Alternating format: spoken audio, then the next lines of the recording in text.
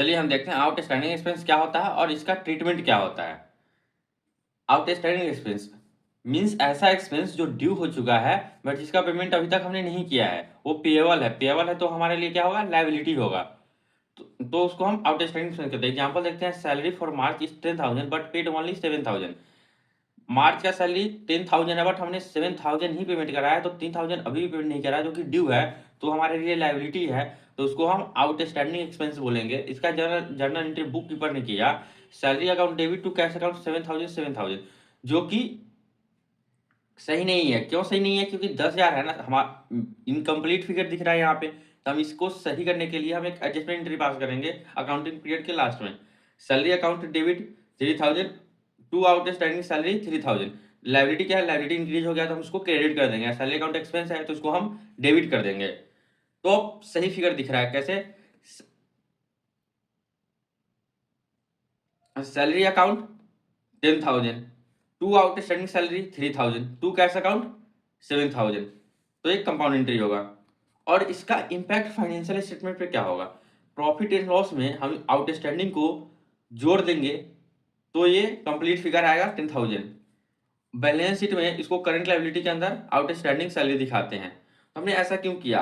हमने outstanding salary को क्यों रिकॉर्ड किया? क्योंकि अक्रूवल कंसेप्ट कहता है कि जो जिस पीरियड में ड्यू होगा उसको हम उसी पीरियड में रिकॉर्ड करेंगे। तो बिकॉज ऑफ अक्रूवल कंसेप्ट हमने आउटस्टैंडिंग सैलरी जो जिस पीरियड में ड्यू हुआ उसको उसी पीरियड में हमने रिकॉर्ड किया। होप आपको समझ में आया होगा। चलिए हम समझते हैं प्रीपेड एक्सपेंस क्या होता है और इसका ट्रीटमेंट क्या होता है। प्रीपेड एक्सपेंस ऐसा एक्सपेंस जो हमने एडवांस में पेमेंट कर दिया है बट जिसका हमने बेनिफिट अभी तक नहीं लिया है, जो कि अभी इनकर नहीं हुआ है, जो ड्यू नहीं हुआ है बट जिसका पेमेंट हमने एडवांस में कर दिया है, उसको हम प्रीपेड एक्सपेंस कहते हैं। एग्जाम्पल के लिए, पेड ऑफिस रेंट इन मार्च 20,000। मार्च में 20,000 ऑफिस रेंट पेड किया, which included rent of April 5,000। अप्रैल का नेक्स्ट अकाउंटिंग पीरियड का 5,000 मार्च के पेमेंट में इंक्लूड है। तो 5,000 क्या है? ये एडवांस है, जो कि अभी ड्यू तो हुआ नहीं है बट जिसका पेमेंट हमने कर दिया है, तो ये 5,000 एडवांस है। तो इसका जर्नल एंट्री देखते हैं। जो बुक कीपर होता है उसको इतना नॉलेज नहीं होता, तो उसने ये कर दिया, पेड ऑफिस रेंट इन मार्च 20,000, तो इसका वो फुल एंट्री कर दिया। बट इसका तो 15,000 का सिर्फ मार्च में एंट्री होगा, क्योंकि ये 5,000 तो नेक्स्ट ईयर का है। तो उसने एंट्री कर दिया rent account debit to cash account 20,000, जो कि गलत है। तो इसके लिए हम अकाउंटिंग पीरियड के लास्ट में एक एडजस्टमेंट एंट्री करते हैं, जिसको जो होता है prepaid rent account debit to rent account 5,000। इसमें क्या किया? रेंट को हमने 5,000 से कम कर दिया और ये अब सही फिगर दिख रहा है कि हमने एक एडजस्टमेंट कर दिया। अब होगा rent account debit 15,000, prepaid rent account debit 5,000 to cash account 20,000। ये अब एडजस्टमेंट किया इसको सही करने के लिए हमने। और इसका इम्पैक्ट फाइनेंशियल स्टेटमेंट पर क्या पड़ेगा? पीएनएल में हम इसको प्रीपेड को रेंट से माइनस करके दिखाएंगे, लेस करके दिखाएंगे, तो ये 15,000 आ जाएगा। और बैलेंस शीट में हम इसको करेंट असेट के अंदर दिखाएंगे। क्यों? क्योंकि ये नेक्स्ट ईयर का भी ड्यू नहीं हुआ है, तो ये हमारे लिए असेट है जो हमने पेमेंट कर दिया। तो ये इसको प्रीपेड रेंट को हम बैलेंस शीट में करेंट असेट के अंदर दिखाते हैं। चलिए हम समझते हैं आउटस्टैंडिंग एक्सपेंस और प्रीपेड एक्सपेंस में डिफरेंस क्या है। आउटस्टैंडिंग एक्सपेंस ऐसा एक्सपेंस जो ड्यू हो चुका है बट हमने पेमेंट अभी तक नहीं किया है।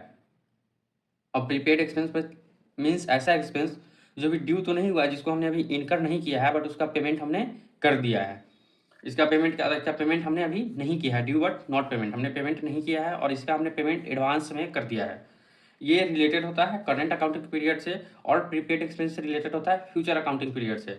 आउटस्टैंडिंग एक्सपेंस का एग्जांपल क्या हो सकता है? Outstanding salary, outstanding rent. Prepaid expense का example prepaid insurance, prepaid rent. Journal entry क्या होगा? Expense account debit to outstanding expense. और प्रीपेड का जर्नल एंट्री होगा prepaid expense account debit to expense account. तो आउटस्टैंडिंग एक्सपेंस जो होता है वो क्या होता है?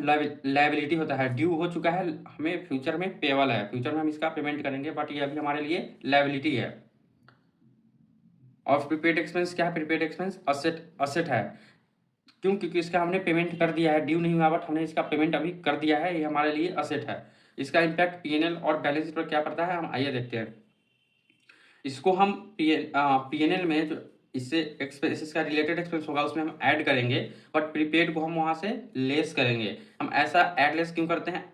ऐड इस वजह से करते हैं अक्रूवल कंसेप्ट की वजह से। अक्रूवल कंसेप्ट क्या कहता है? जब जो ड्यू हुआ उसको उसी पीरियड में हम रिकॉर्ड करेंगे। और इसको डिडक्ट क्यों करते हैं? इसको मैचिंग कंसेप्ट की वजह से हम डिडक्ट करते हैं। मैचिंग कंसेप्ट क्या कहता है? जो जिस पीरियड का है उसे उसी पीरियड में दिखाना चाहिए। तो ये इस पीरियड का नहीं है, फ्यूचर पीरियड का है प्रीपेड, तो इस पीरियड से हम डिडक्ट करेंगे और जिस पीरियड का है उस पीरियड में हम दिखाएंगे। इसलिए हम इसको क्या कर रहे हैं? डिडक्ट कर रहे हैं और इसको ऐड कर रहे हैं। ठीक है। बैलेंस शीट में क्या? बैलेंस शीट में करंट लायबिलिटी के अंदर दिखेगा क्योंकि ये लायबिलिटी है, और प्रीपेड करंट असेट के अंदर दिखेगा क्योंकि ये असेट है।